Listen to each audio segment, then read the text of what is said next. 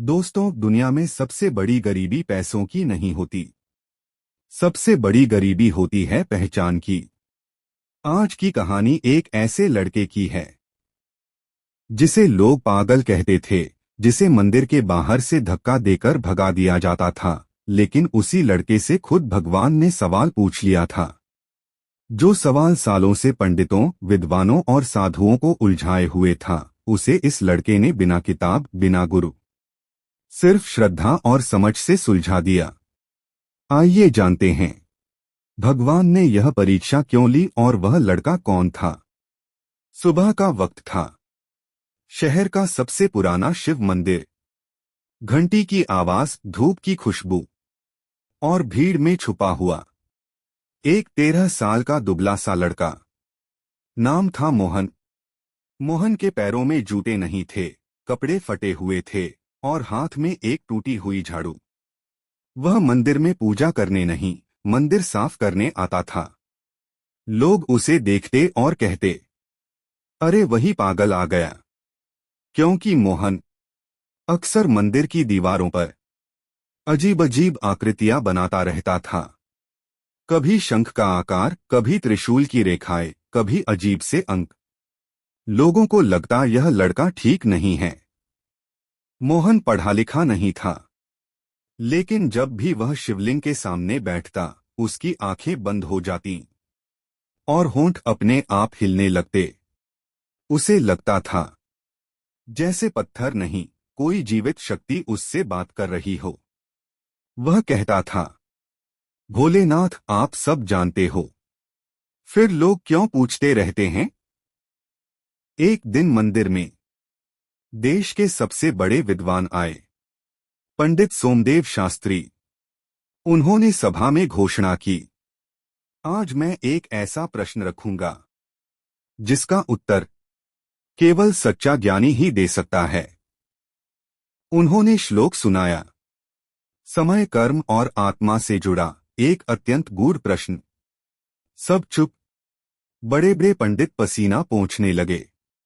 कोई उत्तर नहीं। तभी पीछे से एक मासूम सी आवाज आई, इसका उत्तर तो बहुत सरल है। सबने पलटकर देखा। वही झाड़ू वाला लड़का, मोहन। पंडित गुस्से में बोले, अरे पागल, यह शास्त्रों की बात है, तू क्या जाने। मोहन ने सिर झुका लिया, लेकिन फिर बोला, माफ करना महाराज, लेकिन प्रश्न गलत दिशा से पूछा गया है। सभा सन्न। मोहन आगे बढ़ा, शिवलिंग के पास खड़ा हुआ और बोला, जब तक इंसान समय को बाहर खोजेगा, उसे उत्तर नहीं मिलेगा। समय बाहर नहीं, हमारे भीतर बहता है। कर्म बोझ नहीं, संदेश है। और आत्मा कभी बंधी ही नहीं थी। उसने श्लोक को डोट ऐसे समझाया जैसे वह पढ़ा नहीं, अनुभव किया हो। पंडित सोमदेव के हाथ कांपने लगे। उन्होंने आंखें बंद की। आंसू बह निकले। मैं 40 साल से पढ़ा रहा हूं और यह बच्चा बिना पढ़े सब जान गया। उसी क्षण मंदिर की घंटी अपने आप बज उठी। हवा तेज हो गई और मोहन की आंखों में अजीब सी शांति थी।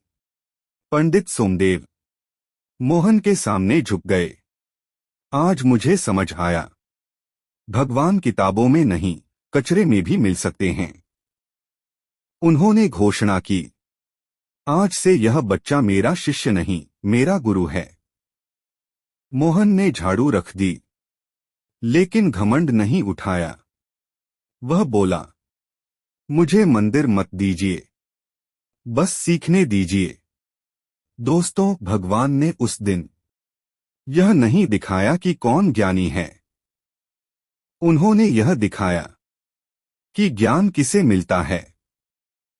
याद रखिए, भगवान हमेशा सबसे नीचे बैठे इंसान के जरिए सबसे ऊंचा सच बताते हैं।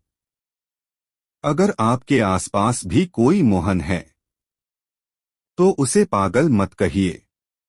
हो सकता है भगवान उसी से आपका सवाल हल करवाने वाले हों। हर हर महादेव।